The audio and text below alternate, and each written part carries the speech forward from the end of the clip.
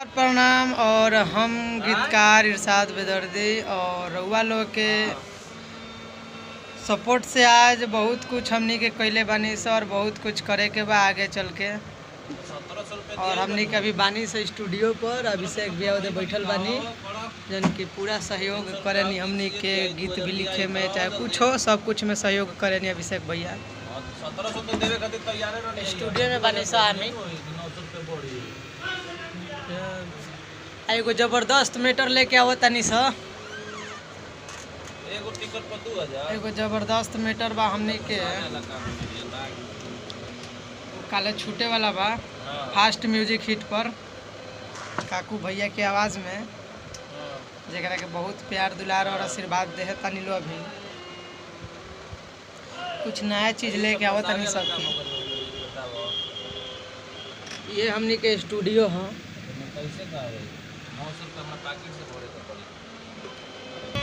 तो आई लोगों के मिलावा तनी काकू बलमुआ भैया से।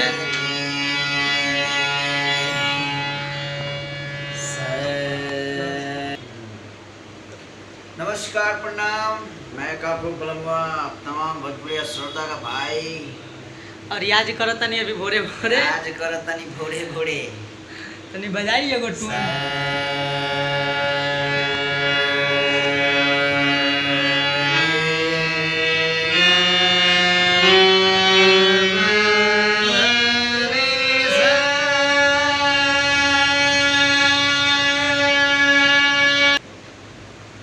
तो देखी भैया ये हमारा भाई के चैनल हो, लाइक सब्सक्राइब एकदम ठोक के हमारा भाई के चैनल के बहुत सारा प्यार इनको के आशीर्वाद दुआ दिलो और बहुत सारा प्यार दिलो इनका। अभी बहुत ब्लास्ट मैटर आवेला, ब्लास्ट मैटर आ रहल बा। हमारा छोट भाई के लिखनी में बहुत दम बटे हाँ बहुत ताकत बा। हाँ बहुत लड़का हमार टैलेंट बटे। छोट हमार भाई हमारा चाचा के लड़का बहुत अच्छा लिखे ले और बहुत अच्छा समझावे ले हमरा के कि भैया ऐसे गावे के बा। अब बहुत अच्छा लिखबो करे ले, बहुत अच्छा समझेबो करे ले। हाँ अभी ब्लास्ट मैटर आवेला, ब्लास्ट मैटर आवे वाला बाटे। तो खूब एंजॉय करी लो रउआ लोग, खूब एंजॉय करी लो और खूब सारा प्यार आशीर्वाद और दुआ दिलो एकदम दिल से। हमनी के रियाज करेला हारमोनिया बा, रियाज करे वाला स्टूडियो के रूम है।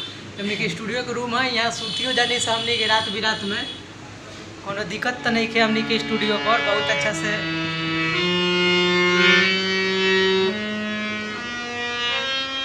आई अपना अभिषेक भैया से मिलावा तनी जो हमनी के बहुत सपोर्ट करेनी। ये लोग ये हमारा अभिषेक भैया बानी बहुत सपोर्ट करेनी। गाना में नाम सुनत होखे, लिरिक्स में भी आवेला नाम इनका।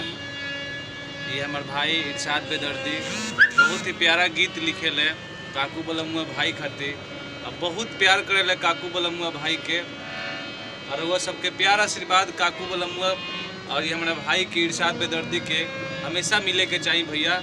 ये हम हाथ जोड़कर वो लोग से प्रार्थना करें। हमनी के अभी ब्लास्ट मैटर आवेला, बहुत ही जल्द बहुत ही ब्लास्ट मैटर आवे वाला बाटे। बहुत ही जल्द वह सबके कुछ नया सुने के मिली। तो प्यार आशीर्वाद अपन बनौले रही हमरा पर, काकू बलमुआ भाई पर, पूरा टीम पर, हमारा भाई इरशाद बेदर्दी पर। बहुत ही प्यारा गीत लिखे ले इरशाद बेदर्दी, रउआ सब सुनत भी होखे।